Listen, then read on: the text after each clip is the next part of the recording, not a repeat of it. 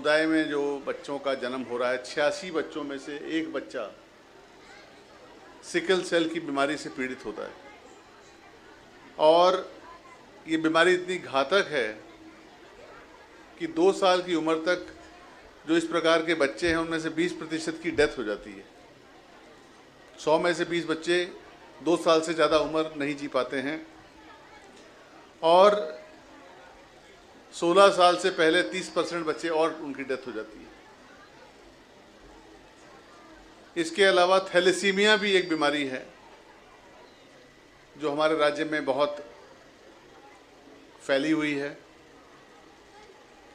राज्य के आदिवासी बाहुल्य जिले जैसे खूंटी, गुमला, सिमडेगा, चाईबासा,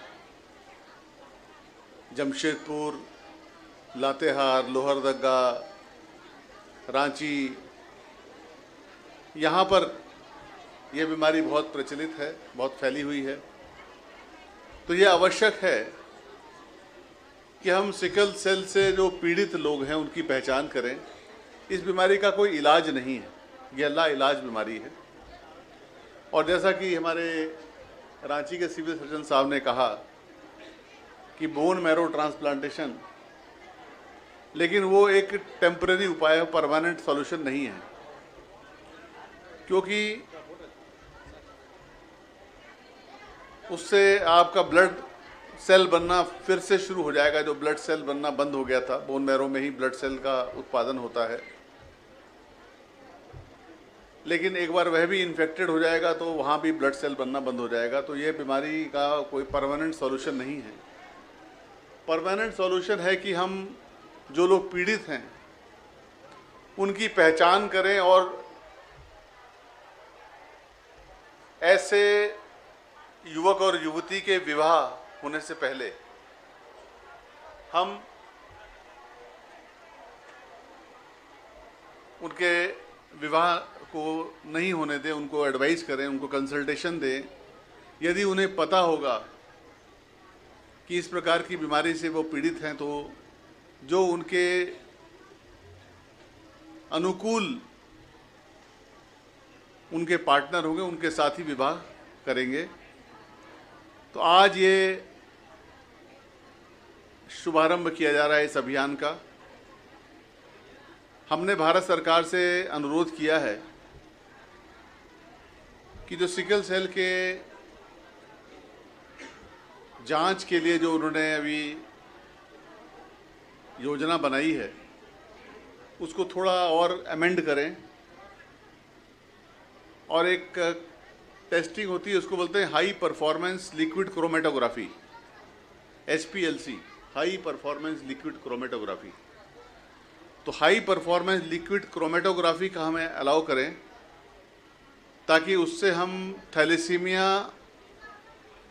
और सिकल सेल एनीमिया इन दोनों की पहचान कर सकें। हमारे राज्य के नागरिकों में से 3% लोग सिकल सेल से और 8% थैलेसीमिया से पीड़ित हैं।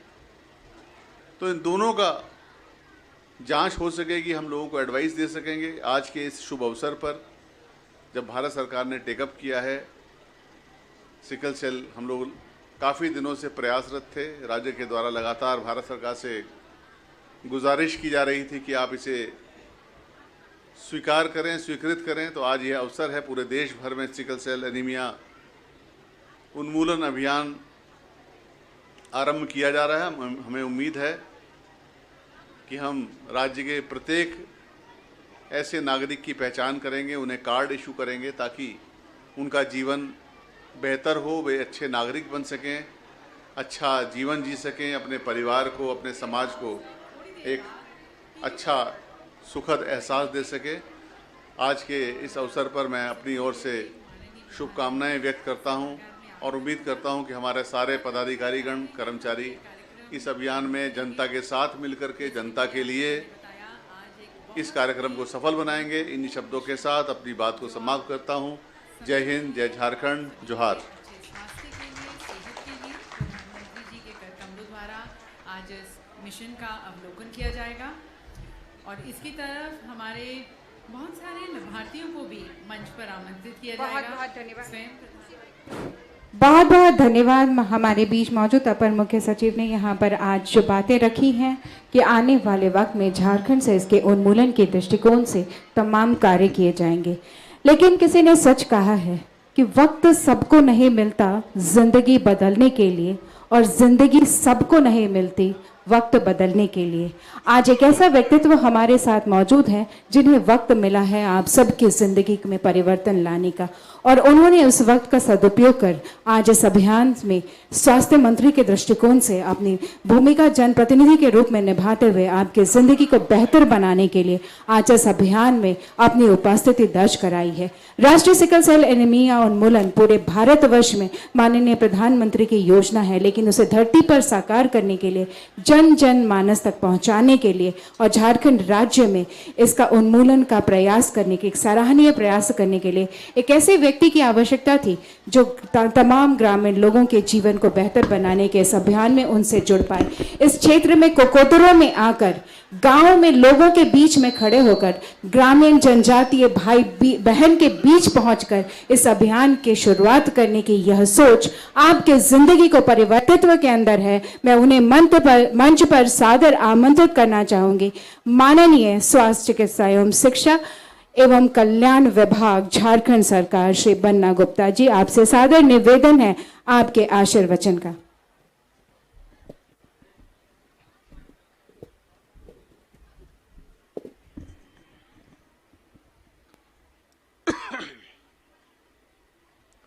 राष्ट्रीय सिकल सेल एनीमिया क्या लिखा है भाई, आंख से थोड़ा, एनीमिया उन्मूलन अभियान का शुभारंभ। चश्मा की जरूरत हो गई है। आज के इस कार्यक्रम में हमारे अपर मुख्य सचिव आदरणीय अरुण सिंह जी, हमारे एनएचएम के डायरेक्टर, नवनियुक्त डायरेक्टर, हमारे डिप्टी डायरेक्टर साहब, हमारे सहयोगी साथी आसिफ इकराम जी, मुंडा साहब, हिना बहन, यहाँ उपस्थित सभी स्वास्थ्य शिक्षा चिकित्सा विभाग के वरीय पदाधिकारी, हेल्थ एंड वेलनेस सेंटर के प्रमुख, प्रेस मीडिया और सभी हमारे गांव, गरीब, ग्रामीण इलाके से जुड़े हुए मेहनत का साथियों, दोस्तों, आज इस सिकल सेल इस अभियान की शुरुआत माननीय देश के प्रधानमंत्री आदरणीय नरेंद्र मोदी जी के कर कमलों द्वारा संपन्न हो रही है, और हमारे राज्य के मुख्यमंत्री लगातार सिकल सेल जैसी बीमारियों को लेकर, फाइलेरिया, कालाजार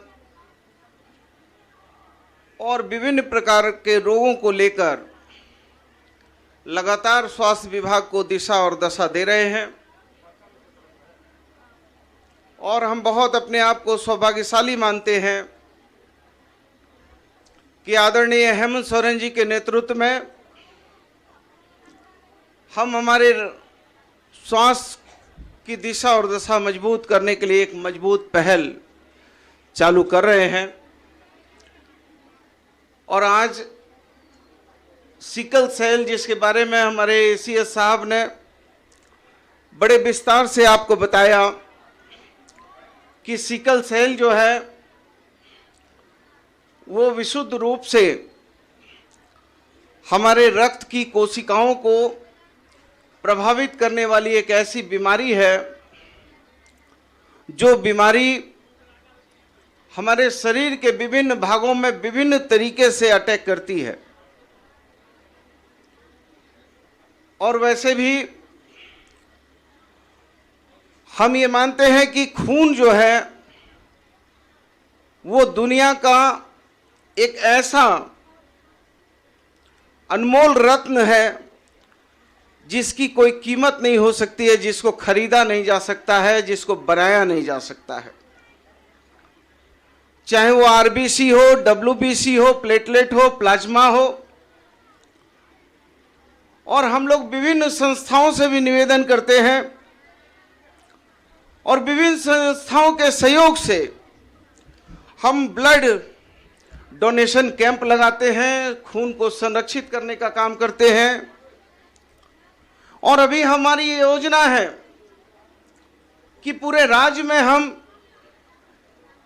24 जिले में ब्लड सरप्रेशर मशीन लगाएं, प्रधानमंत्री जी द्वारा हीमोग्लोबिनोपैथी ताकि मिशन का अवलोकन किया गया। ये जो हमारा ब्लड डोनेशन का कैंप है, यदि हम इन 4 चीजों को बाइफरकेट नहीं करेंगे और अलग अलग कंपोनेंट में नहीं बांटेंगे, आरबीसी, डब्ल्यूबीसी, प्लेटलेट, प्लाज्मा, तो इसकी दीर्घ आयु नहीं हो सकती है।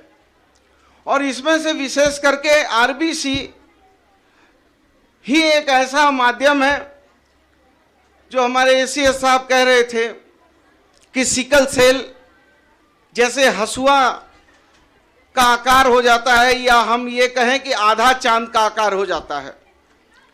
ये सेल पूरे तरीके से एक पूर्ण रूप नहीं ले पाता है।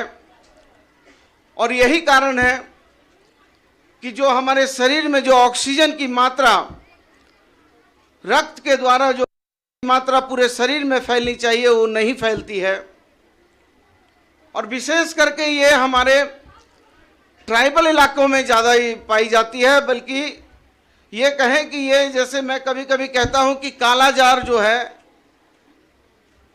या फाइलेरिया जो है, ये गरीबों का ही रोग है, गरीबों में ही ज़्यादा होता है। वैसे ही सिकल सेल ट्राइबल इलाके में ज़्यादा होता है, जहां पर वनों का, जंगलों का घनत्व है, रोशनी का कम अभाव है। और सिकल सेल अभी तक कोई स्थायी इसका समाधान अभी तक नहीं निकल पाया है। हालांकि बोन मैरो के माध्यम से रक्त को बदलकर कई तरह से वैज्ञानिक जो है इसके दुष्परिणाम से बचने के उपाय कर रहे हैं। और भविष्य में हो सकता है कि इसके भी, जैसे पोलियो के उन्मूलन के सटीक उपाय देश और दुनिया ने निकाल लिए हैं, वैसे ही सिकल सेल का भी, एनीमिया का भी ये जो है उपाय निकाला जा सकता है। तो मैं ये समझता हूं कि इस बीमारी का जो, चूंकि ये वंशानुगत बीमारी है, अभी मुझे दिया गया है, प्रतिवेदन में पढ़ रहा था, तो ये वंशानुगत बीमारी है और इसकी रोकथाम करने के लिए हमको सबसे पहले हमको अवेयरनेस लाने की ज़रूरत है। यदि 2 लोगों में विवाह होता है तो विवाह के पूर्व में ही, जैसे हम प्रसव के पूर्व में ही हमने कहा है कि प्रसव के पूर्व और प्रसव के बाद हम सर्वाइकल कैंसर जैसी बीमारी को भी यदि उसमें समायोजित कर लें और उसकी भी जांच एक दूसरे के साथ कर लें, या हम ये कहें कि कोविड की बीमारी और टीबी की बीमारी को यदि एक साथ हम एक दूसरे से जोड़कर यदि उसकी जांच कर लें, तो हम एक पंथ 2 काम कर सकते हैं। तो हम ये समझते हैं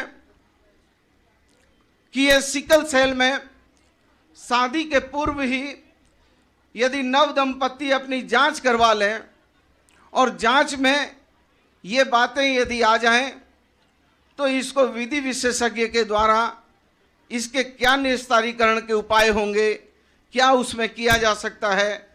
ऐसे तो हम लोग पीसीपीएनडीटी एक्ट में एबॉर्शन को अपराध मानते हैं और उसमें कई एक धाराएं हैं, लेकिन कभी कभी ना चाहते हुए भी हम लोगों को जब सिकल सेल गर्भ में ही बच्चे का पता चलता है तो हमको अपनी बहन का जो गर्भ धारण है उसको भी अबॉर्ट कराना पड़ता है।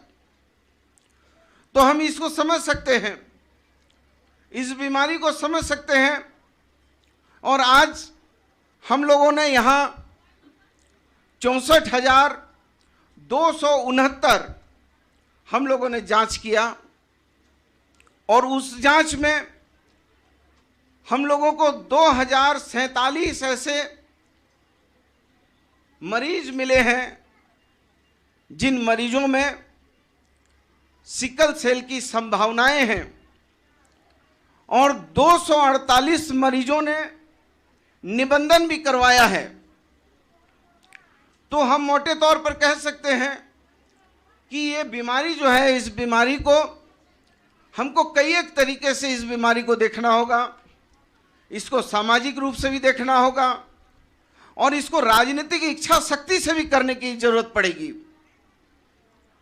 क्योंकि कभी कभी कुछ ऐसे भी कड़े कदम उठाने पड़ते हैं जिन कड़े कदमों को कभी कभी हम मानवीय दृष्टिकोण से उन कड़े कदम के पक्षधर नहीं होते, लेकिन कभी कभी ना चाहते हुए भी श्वास की दिशा और दशा को मजबूत करने के लिए, जहां एक तरफ हम पीसीपीएनडीटी एक्ट में गर्भ एबॉर्शन को अपराध मानते हैं, वहीं दूसरी तरफ कभी कभी हमको जान बचाने के लिए अबॉर्ट कराना पड़ता है। इसमें जो सामान्य आयु के लोग हैं, जिनकी सामान्य आयु जितनी होती है उस सामान्य आयु से 20 वर्ष आयु कम हो जाती है। सिकल सेल का जो पेशेंट होता है उसके अंदर इतना बेतहाशा दर्द शरीर में होता है, थकावट होती है, चलने में असमर्थता हो जाती है, अपने आप को असहाय और निर्बल समझने लगता है। तो मैं समझता हूं कि इन बीमारियों के लिए हम लोगों को जन जागृति भी लानी चाहिए, लोगों में